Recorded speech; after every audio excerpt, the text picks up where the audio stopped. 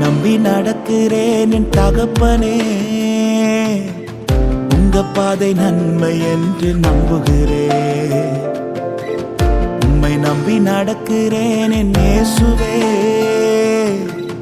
உங்க பாதை நன்மை என்று நம்புகிறேன். நீங்க பிடிச்சிடுங்க உங்க கரத்தால என்ன, நீங்க நடத்திடுங்க உங்க சித்தம் போல என்ன.